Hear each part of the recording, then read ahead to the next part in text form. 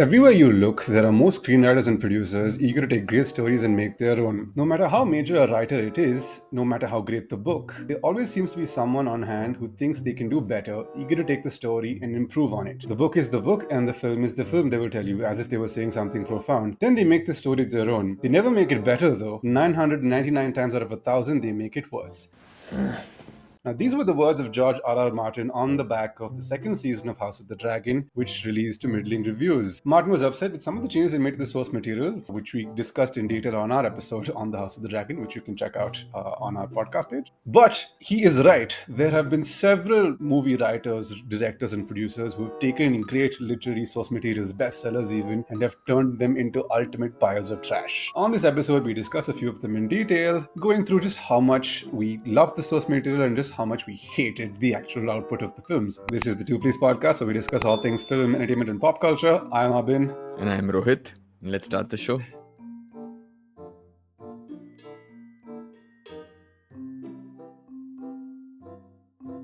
I'm glad you started us off with the George R.R. Martin quote, because that's sort of how we arrived at this topic for this episode, because I was going through a bunch of Alt Shift X videos on YouTube and just feeling really sad for what could have been, right? There is so much complexity in A Song of Ice and Fire. I mean, we're discussing similar tragedies in this episode. The other point that I realized when I sent you the list of the properties you want to discuss, most of them are literary works from the past 10, 15 years. Like at the stuff that we grew up reading. Like either creators have become wantonly stupid in the last decade and a half, or we have been excessively kind to bad adaptations of, decades past.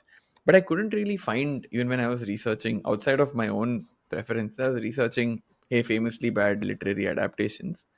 Couldn't really find any examples that were very old. Maybe there is something to say about, the reducing capabilities and intelligence of directors and media in general today. I don't know. There are three primary reasons why people do this.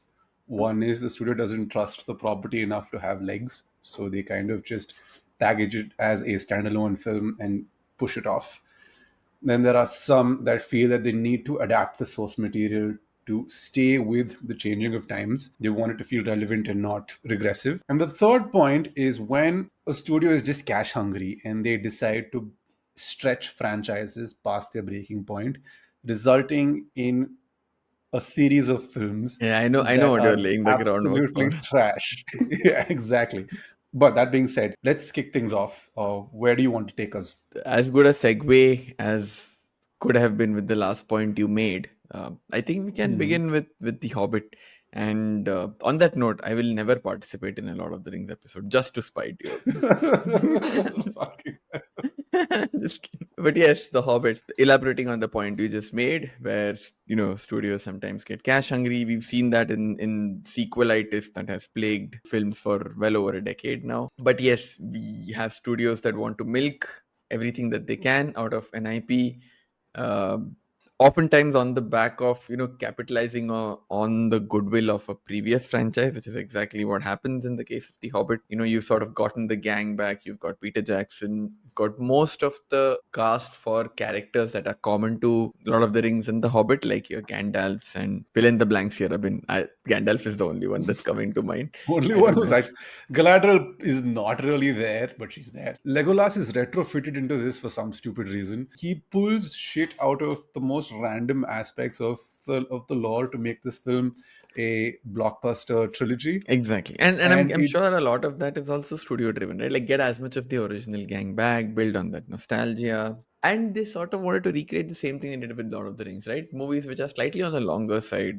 Each of them is nearly 3 hours, and they're supposed to, I'm sure there's a director's cut for the Hobbit movies as well. I'm like, not. okay, I don't know. It makes sense for Lord of the Rings because you had to prune down a lot of the source material. And in the case of LOTR, I would say credit to the movies, which I hate giving. They've pruned out the right bits, right? At least they've kept the core of the story. I mean, despite that, you had a trilogy that stretched out to almost 11 hours. The director's cut a total of 11 hours. Makes sense. You don't need 9 hours of Hobbit movies. You don't need it.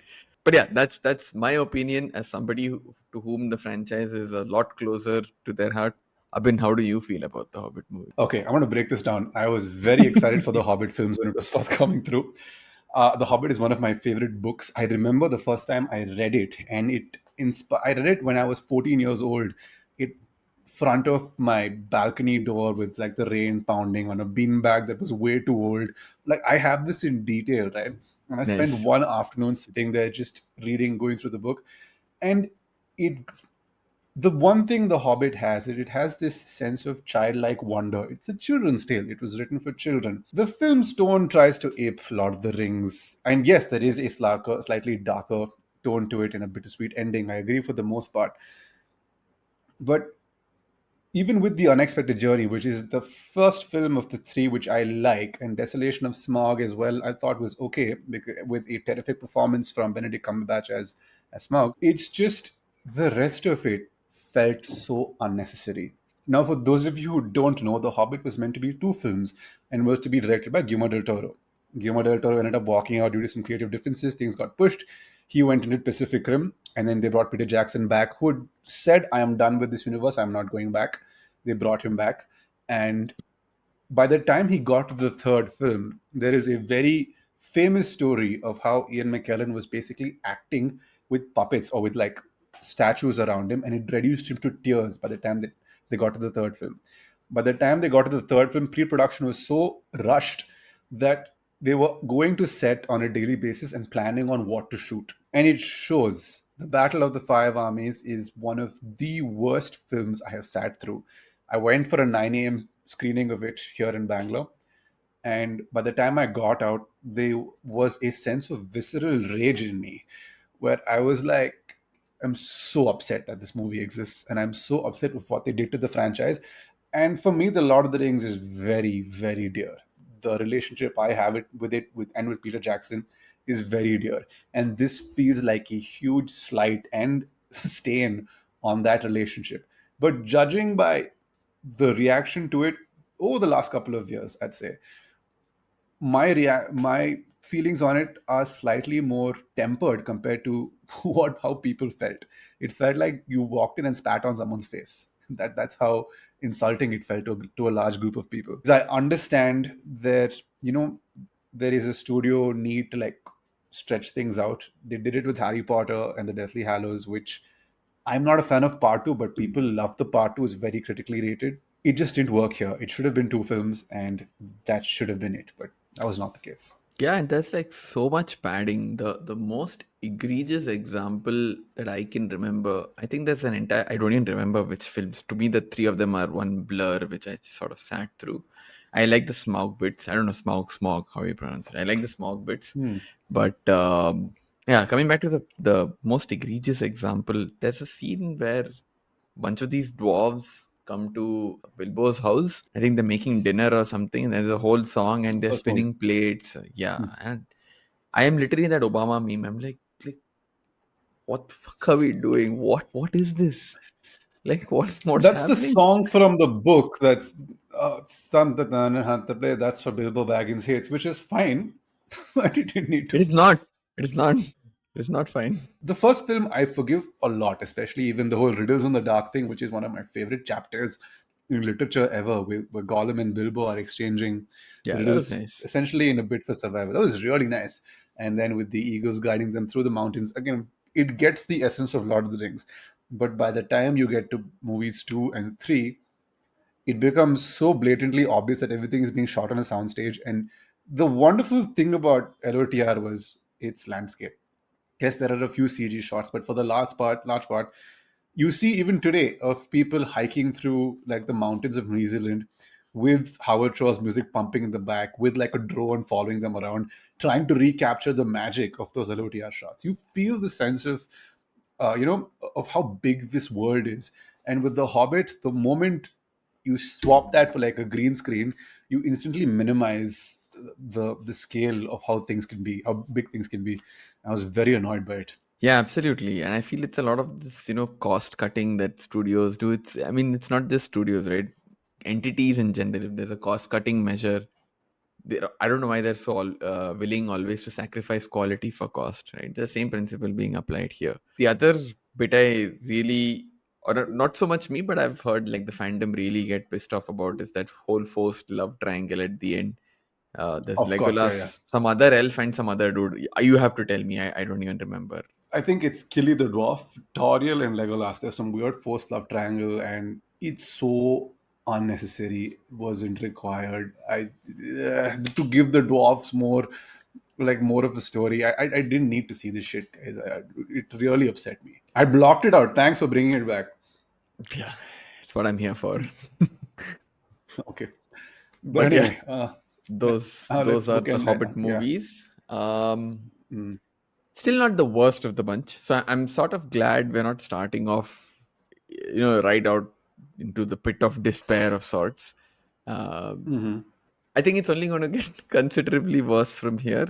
So speaking of love triangles, another reason why we decided to do this episode is that Emerald Fennell's Wuthering Heights is currently being adapted for film yet again, like added to the pile of adaptations. But this time there has been a severe amount of backlash for what is shown in the promos because it tells this weird sexual, almost BDSM-esque tale between the characters involved. And as a result, long-standing fans of the book and of the era are quite pissed off. In India, we didn't really flinch because we have had two adaptations of Wuthering Heights. There's a 1960s movie called Dil Liya Dard Liya something with Dilip Kumar, which was one of his like biggest flops at the time. And of course, there is the 2000s cult classic that is Dhadkan, starring Sunil Shetty, Shilpa Shetty, and Akshay Kumar. Now, for this episode, I have come dressed like Sunil Shetty from Dhadkan. Oh, So, so okay, you came so prepared, dressed like this, or yes, no, no. This just happened to be what I was wearing, and it just so happened to fit into the vibe I'm going for. So anyway, this movie is amazing. If you haven't watched it, you must 100% watch it. It's on YouTube. It's on Netflix. It's on YouTube for free. Like, where would we get such free content? It's got about 2 million views. There are three different channels that have it, and this takes like Wuthering Heights, the basic concept of it. And when I mean loose adaptation, I mean very loose adaptation. So let's set the board. There are a couple, Dev and Anjali. Anjali loves Dev, but Dev is broke. And when she introduces him to her parents are like, "What? What a guy! He's broke. He has no manners. You can't marry him." So Anjali breaks up with Dev. Dev vows revenge, saying he's going to come back in a few years, and he still loves this woman. He goes and tells his mother, played by Shamala Tagore, who dies of shock instantly. And then her family marries her into this wealthy family with a dude named Ram. And you know he's a great guy because he sings bhajans in the morning, played by Akshay Kumar. Akshay Kumar? Yeah, Yes, the yeah, more most anyway. sanskari man known to mankind, Yes, especially during that era. We'll get a bit of BTS behind it. A few years later, Dev returns and then decides to sabotage their relationship in a bid to get Anjali back. That is the premise for the most part of Wuthering Heights, which they've kind of like, you know, transposed to Bollywood. And Sunil Shetty is our very own Heathcliff. Heathcliff Anna. Heathcliff Anna, exactly. Era accurate Heathcliff, because Heathcliff is described as having dark skinned, looks nothing like the Victorian era, which goes to show that Dhadkan is better than Emerald Fennell's Wuthering Heights already. Correct. Correct. We agree. Thus proven. Yes. Now, this movie is like a fucking fever dream. Dharmesh Darshan was like, screw, like unrequited love, screw whatever. We are going to make family entertainer. And we are going to put Sunil Shetty at the forefront of this. So, I have decided in life that wherever I enter now, I am going to have like a smoke machine in the back. And you're going to hear me before I enter. So, even if like someone's having ice cream in a corner there, so you can hear me go, hey, hey, hey, hey, ah. And then I'm going to be walking through the fog mist. Ah. Come, let's go order ice cream. Yeah. I'm looking forward to that. This Yes. also has the greatest business plan ever put in a film. So Sunil Shetty details how he got from 50 rupees to 500 crores. Now, may take note, there are a bunch of self-help gurus online all offering shit advice about how to make money quickly, get rich schemes. They're all false. This is the course you need to buy. Step Yeah. 1, start walking. Step 2, Uh, get tired. Step 3, fall down. Step 4, get up. Step 5, fall down again. Step 6, keep walking. And with each step, you will earn 500 crores. What is he getting paid by the mile or what? What? I don't know. So there has been an explosion of reels and memes on the internet where they're just like, what is this business plan? I'm just like Heathcliff and I ಏನಿದು Heathcliff ಸ್ವಲ್ಪ and ಹೇಳಿಕೊಡಿ. Ayanadu. So the story behind this movie is that it took 4 years to make. They started shooting it in 1996, and by 2000 is when it released. And it was a big hit. The first song in the film, you can tell that song was shot over 4 to 5 years because throughout the course of that song, Akshay Kumar loses weight, puts on weight, changes hair, loses, gets his hair cut, and they're like, "Fuck continuity." This is we have them, and also during this point, Akshay Kumar and Shilpa Shetty were a thing. He ended up marrying Twinkle Khanna, broke off this relationship.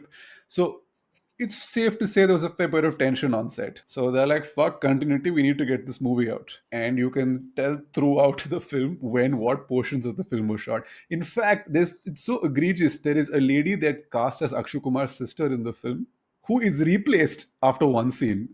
And nobody even noticed. She's at the wedding, and then you see her later on. It's a different actress. You're like, what? This makes no sense. It's clearly a product of the 90s, the film. Although it released in 2000, you can tell, right? Because it's not a good movie. And speaking of adaptations, yes, it is, like you said, the loosest of adaptations of Emily Brandt's Wuthering Heights. But one thing I noticed, right? You take Pride and Prejudice, about which I have a story that I'll get to. If you read Wuthering Heights, or if you watch even an accurate adaptation of Wuthering Heights or Pride and Prejudice for that matter, you realize that Bollywood movies of the 80s and 90s are essentially plot wise exactly similar to Regency era novels, right? Of course, And yeah. then you realize the sensibilities we are peddling in our films are fucking 200 years old outside India. Like coming to the Pride and Prejudice story that I had, I'd been coming across a lot of content on the female gaze, and a lot of them were talking about how the 2005 adaptation, Joe Wright adaptation of Pride and Prejudice, starring Matthew McFadden as Darcy, is peak female gaze. I kind of got what they were saying, but I wanted like a female perspective. So I asked my wife, Poonam, Hmm. to watch the movie with me, and I wanted to sort of gauge her reaction to Darcy every time Darcy was on screen. Like, is it appealing to her? Like, how's she reacting, etc. I think I did get one reaction from her, towards the last scene in the field where he says, "I love, love, love you." I kind of my objective got achieved, but I got some unexpected backlash because we're watching this movie and the entire time, Puram's like, so is the entire story of this movie that these women just want to find a husband? I was like, yeah, kind of. She's like, what the? Why are you wasting my time making me watch this like regressive ass shit? And I was like, yeah, but you need to understand this was the 1810s, and for that time, Jane Austen was very progressive. She's like, what is this trad wife bullshit? And why are you making me watch this, right? And this was, I think, the first Jane Austen adaptation. Jane Austen work that she'd seen on screen. One of my defenses to her was like, hey, this is a lot like this is familiar to us. A lot of our Hindi movies are like this. Then I realized this is not as much a defense as an indictment of our cinema. So, Yeah. Which is kind of insane because I think for a lot of our female friends, Pride and Prejudice is like, at least the work, the fiction is something they adored growing up. So it's very rare to come across people who haven't watched the film or read the source material. So the reaction that you expect out of them, I assume, was not something you had prepped yourself for. and then the fact that because here was somebody who had not grown up reading the book or had not seen the film earlier, and therefore had a more objective third person view. When she's like, what is this? And then I was like, hey, was I conditioned growing up? Like, I was just fed this narrative that Jane Austen, yeah, sure, era appropriately progressive, but why are we celebrating this to this day? It really made me question. I'm like, hey, maybe we should like stop making these movies because. But then you have Bridgerton doing the sort of numbers and whatever the Hmm. popularity that it has. So I'm like, I don't know. I don't know. I don't think it's ever going away. I don't think it's ever going away. I think even the genre of books that spin off of this era into like smut like fiction, which is kind of what Bridgerton is Yeah, doing. now this Regency smart is crazy. Yeah, Regency smut is insane, right? Like for women, it is essentially their what they get off to, for the most part, anyway. So I don't think it's going anywhere. I But think again, I'm like, what are they getting off to? Like, hey, take my agency away. Oh, what's happening? So that was a bad oh no. representation of women getting turned on. But Oh man. Coming back to Dhadkan. yeah, This coming back to movie has Dhadkan. developed a cult status over the last few years because of how over the top it is. I'd say it's so over the top and it's so unfaithful, as in just because you know the people behind it and you know like what is to be expected of them. I think this is the first time Sunil Shetty's been involved in a love triangle, and Akshay Kumar is just like it's not a film you would associate with either of their careers up to that point anyway. And it has not aged well. I think it showcases some of the worst aspects of Indian cinema, as you've mentioned before. Right now, it exists purely as a punching bag, or rather, piece of film that people can look back on and be like, let's not do that. I mean, it's fun. It is era appropriate. I assume it has like it has all the makings of a film you want to watch, where you don't really want to think and be entertained at the same time. But it's a terrible adaptation Yeah. of the source material. So, yeah, I mean, to call it an adaptation is being very charitable, but yeah, I would Yeah. definitely not go back to watching it. So this was one of our pits of despair. So sort of bring us back up. I want to talk about another adaptation, which all things considered isn't bad. It does miss the mark in the most important of ways, but is also quite all right in a bunch of other ways. I'm talking about 2007's I Am Legend, starring Will Smith, the German Shepherd. I don't know the name of the dog, based on Richard Matheson's novella of the same name called I Am Legend. For those of you who don't know, the broad outline of the story is that Will Smith's character plays an immunology doctor or a virus doctor who is supposedly the last living person in a world which has been infected by a virus, and everyone has sort of turned into these vampire zombie hybrids. I wouldn't call them zombie, but they're these vampire creature hybrids. Mhm. So obviously they can't step into the light, but at night they're active and they're sort of inactive during the day. Um, and in fact, in the novella, they are out and out vampires, right? Yeah. And the themes of the story, I mean, the story sort of runs with the themes of isolation because he's the last person and he only has his dog for company, and he's slowly losing his mind, and he's also a doctor, so he takes a scientific approach to try and find a solution. He experiments, records iteratively, tries to improve. There's all of that interesting stuff which the movie also does a good job of, right? And Will Smith puts in a good performance, so all of those things work in the movie's favor. But here's where the movie sort of starts to lose the plot, pun intended. What happens is, in the second half of the story, he comes across two other people, another lady and her son. I mean, right off the bat, he's just really happy to have company. And in the movie, he bonds with them, and they're like, "Hey, we need to find a way out."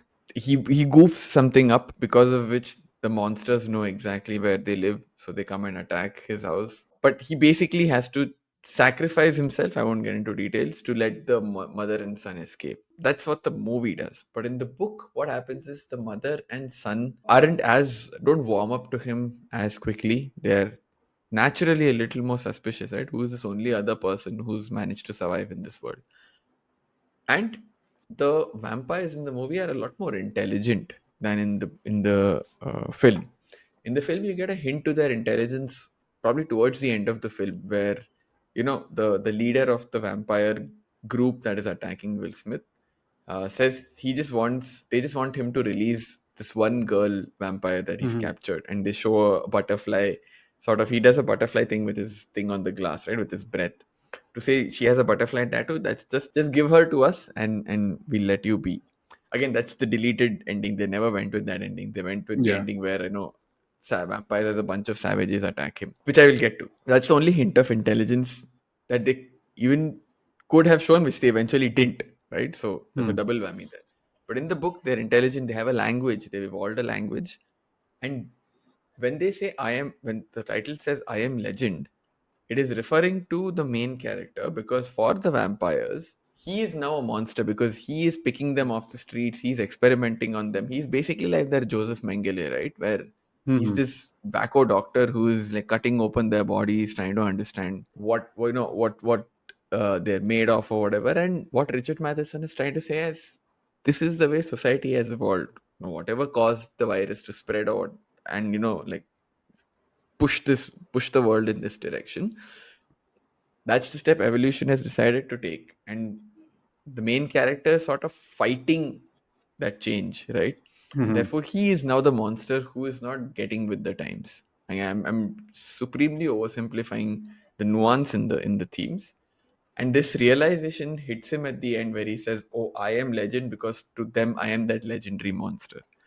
All of Hmm. this nuance, all of this thought provoking, like scenario is just dumped by the movie. And where they don't even show that hint of intelligence that I mentioned. The movie in the theatrical cut ended with just the vampires as a bunch of savages attacking him. He sacrifices himself and the mother and child get away. You had the chance to tell such a good you had the chance to tell a very layered sci-fi story. You made it the most superficial run by numbers bullshit.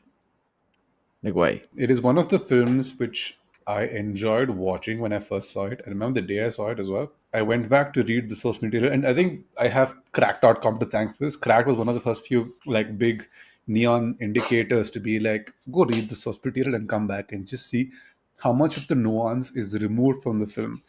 It is essentially a movie that makes you feel bad for a very long time about a German Shepherd dog, who is hands down the best thing about this film. Then, of course, there's like the horde ending, which we love to throw into films for no apparent reason.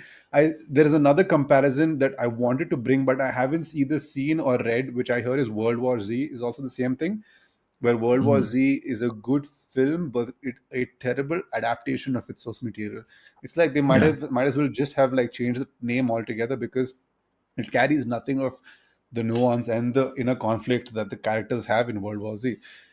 But for this, especially the ending, like not a lot of you don't see a lot of films where the protagonist of the film is turns out to be somebody else's monster at the end. At least big budget tentpole films starring Will Smith, who at this point of time in 2007, is like the second biggest or the biggest movie star in the world. To go with this chicken shit of an ending that they went with was really sad. Again, we spoke about studio interference being one of the primary reasons. 100% they were like, okay, we don't want the main guy of this film. We don't want Will Smith to be portrayed as the Will bad guy in a Smith. movie. Yeah. It's Hmm. not Like Will happening. Smith can't be the bad guy. Like he can't. There's an image to preserve here. There is a history of roles which I don't either think he's a did very smart more person. from a commercial blockbuster perspective. He is very good. I think he's a good performer. I just think like he was like what we like to call in India as playing for the thalis, which is like you want claps, you want Yeah. He great understands magnanimous. broad strokes. Doesn't Yeah, for understand sure. nuance. Yeah, he's a very charming guy. Like he turned down Django. He wanted it to be an Like out and out love story. I'm like, what the fuck are you talking about, dude? it is a love story, but I mean, it's It not is a just not love the way story, but we. it's a Tarantino love story. It's not going to be like a Rob Reiner love story, right? So I honestly think having seen Will Smith as Django would have changed for me. Would have erased the memory of Wild Wild West, which I, as much as I watched, enjoyed it when I was like 5 or 6 when I first saw it. No, 2000, right? Must have been like what 8 or 9. Um, it's just one of it's a the every time I think of Will Smith in a western, I'll think of that film and a giant fucking spider at the end. This film represents a missed opportunity where you had the option to show humans as wild creatures, which I think we now got in other forms of media, because The Last of Us happened, The Walking Dead happened, when you start to see that humans are in a world where the virus or something what tends to wipe out most of humanity. The real monsters in the humans start to show themselves. yeah, yeah. But yeah, that was I Am Legend. Like I said, not the worst, not the most egregious of bad adaptations, but somewhere it just rankled a little, so I sort of wanted to bring it in. I think now we're getting to the three which are really for Abin and me like the worst, the Mm, shittiest yeah, adaptations, yeah, right? yeah. And I mean, we can start with any of them. Which one do you want to take first, Abin? We grew up reading fantasy, and for us as millennial 90s kids, Aragon by Christopher Paolini represented a big chunk of our childhood, not because of what the story was, but also of who it was written by. When Eragon was published in 2002, Christopher Paolini was 15 years old. He'd spent ages 13 to 14 writing this in his home state of Montana, envisioning a world, and then he put it out through his family, and it became a worldwide bestseller. That was also, I mean, just to add on to Mm. the point, as both of us who like writing, who are of a similar age, a big part of the appeal was like, hey, maybe I can too. So I know Yeah, yeah, we exactly what can. you're Yeah. saying. So it's just the idea that somebody my age or just a few years older than I is has been able to create this world with dragons and mythical creatures and a stable boy like a farm boy who's Yeah, having to yeah. rise up through the ranks and just have embrace his destiny, which was so cool for us at the time. Because the last person to have done this, obviously, you have the big epics in Lord of the Rings and you have Star Na, na, Wars. na, na, na. Na, na, So, na, na, na, na. at this point in time, I texted Rohit this morning being like, I don't know how he did it, but if Paolini hasn't been sued by Star Wars yet, I think Disney are missing out on a big chunk of money. Yeah, when you said Because farm boy, just the Luke Skywalker theme started he's playing a in my head. farm boy, he has an uncle who gets killed by like raiders. There is an old man living in the mountains somewhere who is like this old dragon rider that basically helps him escape. Like he joins a rebel alliance to take down this evil king. It's Galbert based. Cullen. I mean, if we have to, even before we get to the criticism of the movie, as much as we love the series and we say all of this with love, the inheritance cycle is basically Lord of the Star Wars. Basically, Lord of the Star Wars indeed. I've still not finished Inheritance. I read up to Brissinger, which was the third book. But from what I heard, Inheritance also was like, eh. The ending is a total cop out, dude. Like there is Deus Ex Machina and there is whatever the fuck this was, right? I'm like, what the fuck? I read like 1200, 1400 pages for this. Before we start shitting on the movie, I just want to close up the point. I know we spent the last 2-3 minutes poking holes in the inheritance cycle. That said, we both of us really loved reading it. At least Yeah, I have very fond memories because at that point I didn't have this critical mind that I have today. I neither did just I. like Yeah. fell in love with the books, yeah. And with with that's the sentiment we took to the theater when we went to watch the movie. And now tell us what happened. I mean, The feeling of being stabbed in the heart multiple times.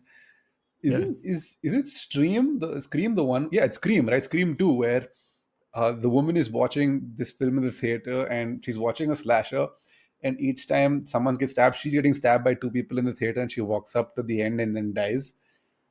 That's what it felt like watching this movie. I was sitting in a movie theater and it just kept stabbing me through the chest with each passing frame. I feel like for the most part, I've blocked out how bad it is. And even the studio was like, wrap this shit up. We're not doing a sequel. Wrap up the story. They fly up into the sunset at the end of this film. Like, screw everything else. We'll pick it up if we ever need to. Whoever the It lead guy, was I think I just saw his name, Ed Spielers or whatever. He was singularly uncharismatic. I mean, the biggest problem was him, right? You just cannot empathize with the main guy. It doesn't matter. And the rest of the cast around him was fairly illustrious. You had Jeremy Irons, you had Robert Carlyle, you had a young Garrett Hedlund, you had mm, Rachel Weisz in the role of Safira. Very illustrious names, but like if you can't relate to the main character right off the bat, you're like, I don't give a shit what happens to this Aragon, right? it's And it didn't. How do I put it? Mm, it didn't steep us in the magic of that world. Like the the thing that allured us to it in the first place. Maybe it's hard to capture it on cinema. I don't know. Maybe Paulini just somehow ephemerally was able to put it on pages, in words. But it just felt very superficial. It felt like a run by numbers, studio production. It didn't feel like anybody's passion project. It felt like there was a point in the 2000s, and this is like characteristic of studios in general, right? It was a bunch of studio heads saw the success that New Line had with Lord of the Rings and said, and Harry Potter also, which was a very successful franchise at the time, and said, I want that, bring me the next that. So Yeah. what we saw in that time was like a bunch of these fantasy novels being adapted for the screen, and all of them just falling flat on their face. Like I can't even remember some of the crap that I've seen. And Hollywood has a history of adapting great bestsellers into like novels, into films. Like some of them very successfully. Even you take Jurassic Park, again, famous 70s novel that ended up becoming a huge success. So you're trying to capture that lightning in a bottle with high fantasy, which was having a moment. And And same thing happened. That same phenomenon happened with Hunger Games as well, right? Right after Hunger Games, you had Maze Runner and like bunch of these, YA franchises where they were like, "Hey, there's a wave. Let's try and ride it." But really, nobody Emergence, got whatever it. Yeah, nonsense. everyone drowned, right? And Eragon Yeah. again in drowned in the high fantasy wave. If anything, it was fucking low fantasy. Like you just felt low after watching the movie. It was, I Uh, was so upset. I wanted to see Safira on the big screen. Safira, I don't know yeah, how you pronounce it. And I was Safi. very like No, so curious. you remember the ends of the book? There's a pronunciation guide. There was like the nice Guide, yeah. things that Colony had put to sort of build the world. So I remember it's Safira because he actually Mm, phonetically. It just reminded me when you asked me. So yeah, her name mhm, is Safira. But yeah, all of that love that we had just didn't translate onto the screen. But I mean, it is what it is. mhm. Even in our pits of despair, I feel Aragon is still better off than the next two we're going to discuss because I feel in this case their heart was in the right place. It just didn't work out, for whatever reason. The next two that we're going to talk about, it feels like the studio actively wanted to, like, hey, what is the worst thing we can do with this IP, right? Like, how do we fuck this IP in the ass? That's what the next two movies are. They feel malicious, right? I'm going to take the first of them, and I'm going to talk about it because, again, across episodes of the podcast, I have spoken about Stephen King being one of my favorite authors growing up, because of which I got into his ponderous magnum opus, which is the Dark Tower series. And ponderous magnum opus is doing it. I'm being charitable again because it is. At this point I don't even know it's what 9 or 12 Eight novels. books, 8 novels, and each of them 8 to 9 novels. Yeah. yeah, each of which are like 500-600 pages each. Not just rivalry, it exceeds a Song of Ice and Fire in terms of how much he's written. And I read the first three or four, and then life sort of got in the way. But I remember being really into it, right? And what I remember reading, it's a very complex world that he's built. A lot of it, or the story is hazy. What I remember is the atmosphere and the world that Stephen King has built, which I mean, it is his forte. That's what he excels at. And there's this whole, very clear good versus bad. Like you know the good guy and the bad guys are, but you have the bad guys occasionally doing good, and you have the good guys quite often doing bad things in the pursuit of good ends, right? When they say the ends justify the means, so there is a bit of gray there. So I mean, all this to say, there is a rich world of almost 4,000 plus pages that Stephen King has built, and all of that has led to, I'm guessing again, I don't know, by book 8 or 9, it has culminated in what I'm guessing is a very satisfying conclusion. It's this cosmic push and pull between light and dark. And I remember the iconic line, right? The man in black fled across the desert, and the gunslinger followed. It's just such an Mm. iconic line that it just stuck in your head. There's rich, so much of a richness to the world that Stephen King has built, and all of that they took and they made a 90-minute movie out of it. A fucking 90-minute movie out of it. That is basically 50 pages per minute. Oh, I couldn't get through the Dark Tower. I've read the Gunslinger and I've probably read one other. and I watched 10 minutes of the fucking Matthew McConaughey. Idris Elba is Yeah. Idris Elba is the Man in Black. Idris Elba and Matthew Um, McConaughey. yeah, Yeah, Matthew I McConaughey is the Man in Black. Idris Elba is Roland. is the Roland or sorry, yeah, the other way around. Oh God, I couldn't get through it. I found myself being like, I can't. Like this is something I cannot be in this scenario where I'm engaging with this piece of art. This is a Exactly. disgrace. I'm surprised Stephen King hasn't sued anyone. This is what I was saying, right? This feels malicious. Like, this cannot be unknowing. You knowingly were like, hey, what is the worst possible thing we can do with this source material? And King's hypocrisy is somehow worse, right? When it comes to this, he has, to my knowledge, he hasn't said a lot about the Dark Tower adaptation. But with The Shining, he has had so much to say about how much he hates the film adaptation. So it boggles my mind that we live in a world where this film exists, but somehow the thing that he has the biggest problem with is The Shining. And it came out the I same don't get decade it. The Running Man came out. I mean, you've got Arnold in your adaptation. You're clearly not going for nuance or, highbrow aspirations. I haven't even seen the running, but I'm pretty sure it's still better than Dark Tower Dark adaptation. Tower for sure. Dark Tower is like a magnanimous shit on all book lovers. I just feel like their head should have rolled for that, but somehow we live in a world when nobody really thinks about it as much.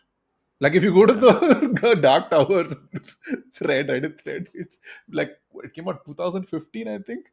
Just go something, read the yeah. thread, and it's just people being like, "The fuck." But yeah, that's then the next movie you want to talk about. I put this as an even bigger crime than Dark Tower, purely because I'm sure that the source material was closer to you and me than the Dark Tower series was. Equally malicious adaptation, equally shitty output, arguably worse. I don't know. I haven't seen the movie. I saw the trailer. I was like, "Fuck this!" Right? But the series that it was adapted from, I'm sure, at least for me, it was a lot closer to my heart, and I'm sure it was the same. We're talking about the Artemis Fowl series, Oh, fuck that shit. I written didn't even by engage. yeah, written by Jon Colfer. I think there are 6 books, 5 or 6, I can't remember. I have read the first 4 or 5, and again, around the same age when I read the Inheritance Cycle. Again, I was captivated by the character, the world.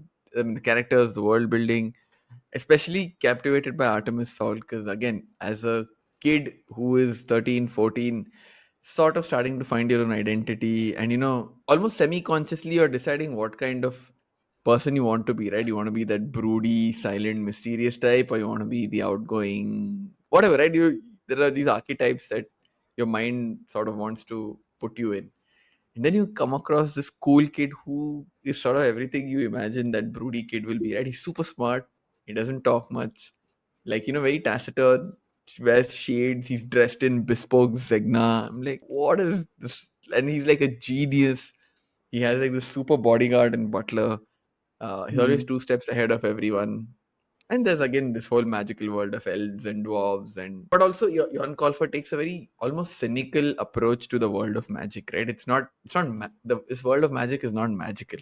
It's a very grounded human world where elves are and dwarves are as mean-minded, and they have their own motivations, and people are not. They're all at odds with each other, and there's a tension between these races throughout the books, and despite that they somehow find enough harmony to solve common problems.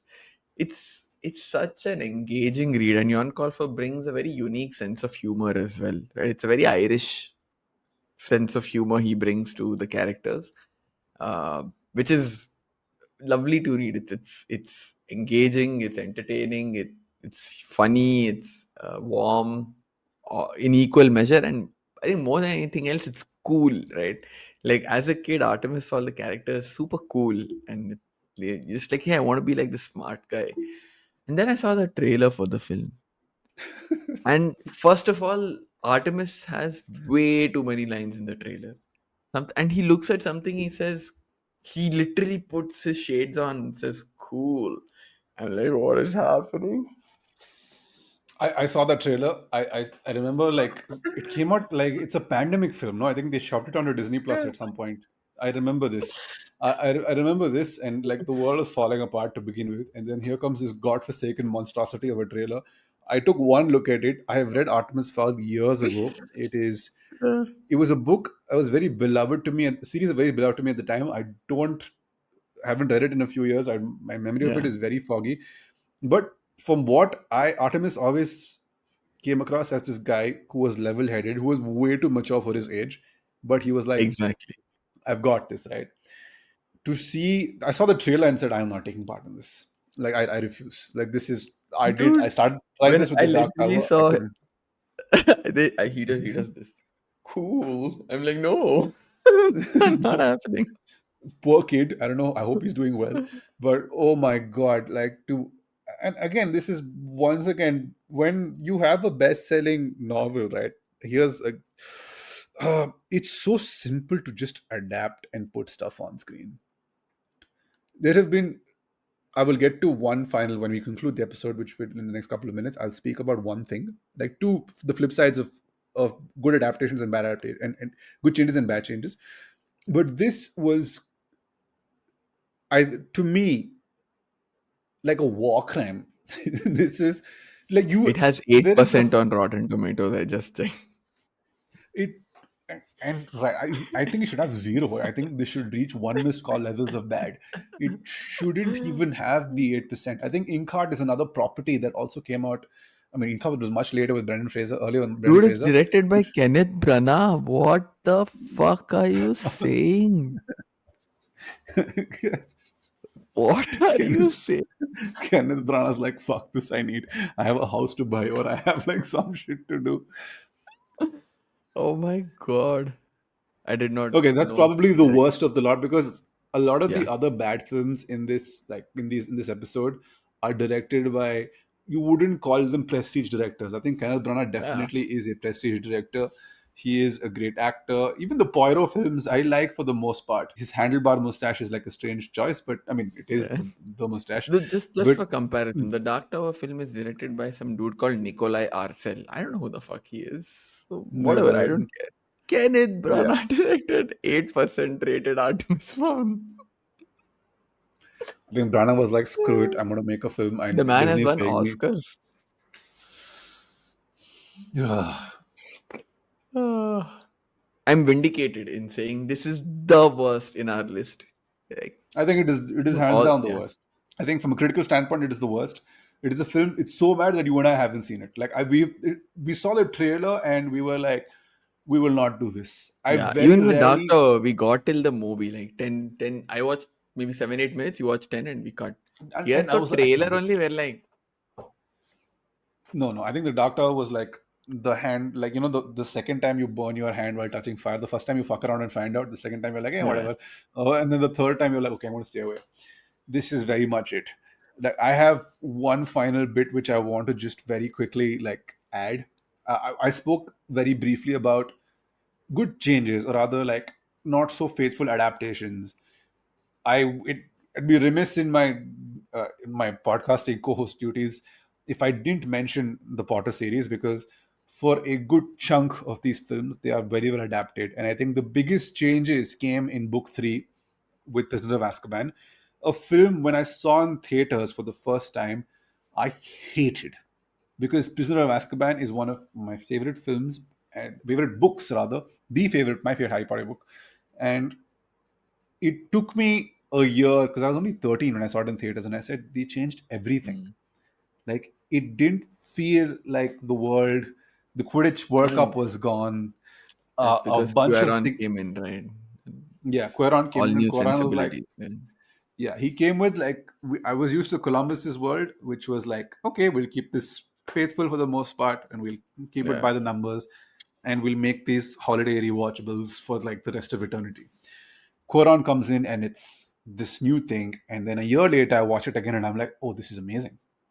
Like this is like it gets teenage puberty so right. yeah. And then fast forward 4 years, 3 years rather, and Order of the Phoenix comes hits theaters. Order of the Phoenix is 795 pages long.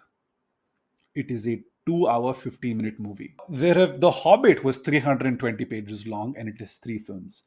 Order of the Phoenix is 795 pages long and has one 2 hour 15-minute movie. In fact, it is the shortest Harry Potter film to have existed. Throughout the Order of the Phoenix, does a great job in putting Harry in a world where he is so confused with, like, he is being called a liar by the Ministry of Magic. There are chunks of people in school who hate his guts. There's like a small rebellion forming who's like, no, he's not, he's telling the truth, like, listen to him. The entire adaptation was just so flat. I walked out of the time we got to the Ministry of Magic, when the big showdown with Dumbledore and Voldemort, I looked at my watch, and I remember because it released the same weekend the Deathly Hallows released. If anything, it basically got me home quicker to finish reading Deathly Hallows.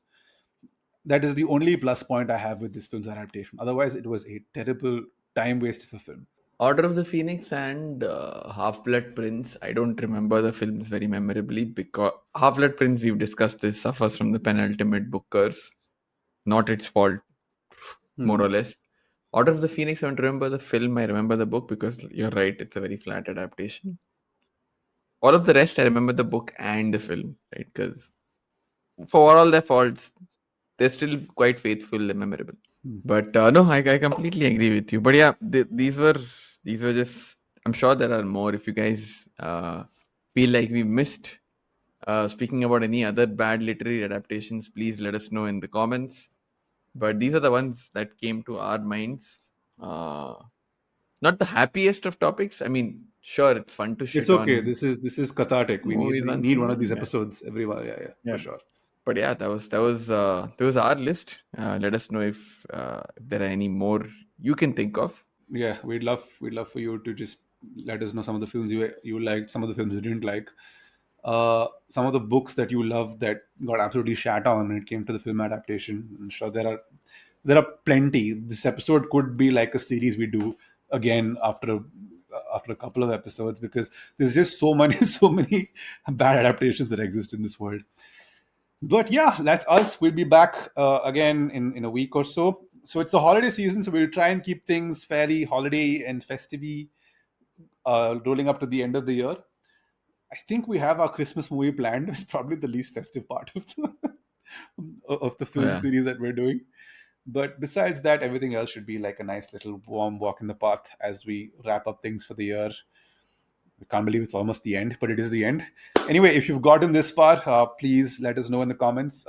Leave bad as a comment at the end so we know that you got here. And yeah, we'll see you in the next one. Please like the video, do share it with your friends, and catch you soon. Take care. Bye bye.